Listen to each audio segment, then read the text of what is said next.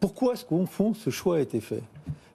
Alors, je pense qu'il y a un aspect comptable, c'est que c'est ce qui peut-être rapporte le plus d'argent le plus rapidement. Donc, prenons cet aspect comptable. Ah, vous êtes aux alentours, là, on nous dit 17,7 milliards. 17,7 milliards. Oui, mais on ne couvre pas la totalité des 17 milliards en décalant l'âge de la retraite. Donc, oui. C'est la mesure qui rapporte le plus. Mais quand on dit aux Français, c'est quelques milliards d'économies au moment où on dépense à tout va, quoi qu'il en coûte, et où tous les jours j'entends parler de 3 milliards, 5 milliards, 10 milliards, les gens se disent, mais alors on est capable d'avoir 10 milliards pour un plan ceci, et on peut pas, et on va me décaler mon âge de départ à la retraite pour 2 milliards ou 3 milliards. Et de sortir 300 milliards entre la pandémie et la crise énergétique. Oui, bien sûr. Non, mais après, il y avait des raisons, et de bonnes raisons pour dépenser plus d'argent, mais vous voyez, les gens ne comprennent pas bien ça. Donc, au fond, il y a deux raisons principales. Il y a une raison qu'on peut comprendre, qui est une raison politique. Il faut une majorité. Il se trouve que LR disait... pas 65 ans, ils disaient 65 ans jusqu'à présent, mais bon, on va dire qu'ils ont voulu mettre un tout petit peu d'eau dans leur vin. Pragmatisme, 64 ans, puisqu'ils disaient 64 ans, on se met sur 64 ans et on aura une majorité demain. Bon, je n'ai rien à dire sur ce point-là, on va chercher une majorité. On va la chercher quand même de manière extrêmement claire à droite. Quand je dis à droite, c'est pas une injure, mais on va chercher du côté de ceux qui sont favorables à cette mesure depuis très longtemps. Puis la deuxième raison, et celle-là, on en est parfois les uns et les autres un peu victimes, c'est que pour qu'une réforme soit une réforme, il faut qu'elle fasse mal. Tant qu'elle fait pas mal, c'est pas une réforme. Vu de l'extérieur, si on bouge pas l'âge de départ à la retraite, la France n'a pas bougé. C'est jamais indolore. C'est jamais indolore une réforme. Et ça, il faut faire très attention. Il y a du symbolique dans cette affaire. Franck Morel et uniquement du symbolique, c'est très dangereux. Franck Morel, là-bas, ensuite Sébastien. Je voudrais quand même revenir sur un point, sur la raison d'être de la réforme. Vous l'avez dit, Monsieur le Ministre, vous avez rappelé le quoi qu'il en coûte de ces derniers mois. Sauf que le quoi qu'il en coûte de ce dernier mois, c'était, si on me permettait l'expression, un anglicisme, c'était des mesures one-shot. Là, on s'embarque sur des mesures durables qui visent à garantir dans la durée la pérennité du régime de retraite.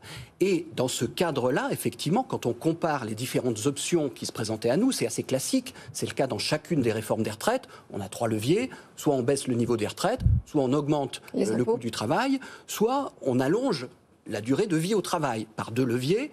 La durée de cotisation, c'est effectivement ce qu'a fait la réforme Touraine, ou le décalage du paramètre de l'âge. Et dans les deux leviers, durée de cotisation, paramètre de l'âge, eh bien, force est de constater que les simulations qui étaient faites en termes d'impact financier tendaient à constater que si on n'utilisait pas le paramètre de l'âge, eh bien, on n'y était pas en termes d'équilibre financier dans la durée.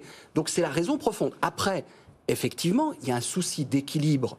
On l'a dit, ça a été rappelé, il y a un souci d'équilibre dans la réforme, d'équilibre vis-à-vis d'une part de l'opinion publique pour montrer qu'un certain nombre de choses ont été prises en compte, les petites retraites, le plancher de 1 200 €, y compris pour les retraités en place, la question de la pénibilité versus usure, et puis la question vis-à-vis du Sénat, et la Première ministre a bien prononcé le mot Sénat, donc vis-à-vis des Républicains, de partir sur une posture non plus de 65 ans, mais de 64 ans, plus accélération de la réforme Touraine. Voilà, donc effectivement, c'est ça l'état des lieux aujourd'hui de la réforme. Caroline Morisseau. Non, je voulais juste rajouter qu'il y a aussi une forme, c'est pas que du symbole, mais il y a une forme de cohérence européenne, quoi. On est en train de s'aligner quand même. Ouais, mais c'est pas que de l'ordre du symbole. Enfin, ça peut paraître parfaitement normal qu'alors que tous les autres pays européens sont au moins à 65, voire en train de tendre vers 67, nous on fasse l'effort de porter l'âge légal à 64 ans. Est-ce que je peux me permettre de corriger ce point-là ? Quand on fait des comparaisons, on compare parfois l'âge de départ effectif à la retraite.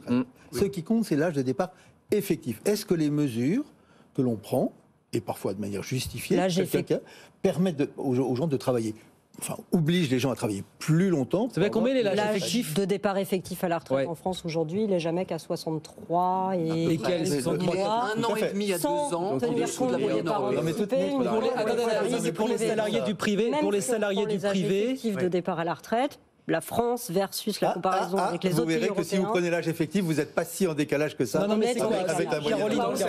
On n'est pas du tout. C'est 63,4 ans pour les salariés du privé hors départ anticipé. On est moins mauvais élèves qu'avec l'âge légal. Oui, mais c'est pour ça que l'âge légal, c'est un totem, comme disait l'autre, et on est en train de jouer sur le Sébastien Lay. Je voudrais pour des raisons politiques, mais aussi pour des raisons symboliques. Revenir sur l'aspect symbolique, parce qu'il ne me paraît pas négligeable, la remarque de Monsieur le Ministre qui disait, vu de l'extérieur, c'est aussi l'Europe, c'est pas qu'une question d'harmonisation européenne, c'est aussi Bruxelles et la France. On est en situation d'échec sur nos finances publiques. Même avant la pandémie, on n'était pas dans les clous par rapport aux critères de Maastricht. Dernier budget 2019, on a 3,1% de déficit. 2020-2021, d'énormes déficits, mais c'est normal, il y a la pandémie. Mais enfin, 2022-2023, on n'est pas revenu non plus à une certaine forme de réalisme budgétaire. Le budget 2023, il est voté à presque 5% du PIB de déficit, avec une prévision de croissance de 1% que plus personne ne croit tenable. Donc il y a aussi des messages à envoyer à nos partenaires européens à Bruxelles, et la réforme des retraites comme l'assurance chômage, et au marché.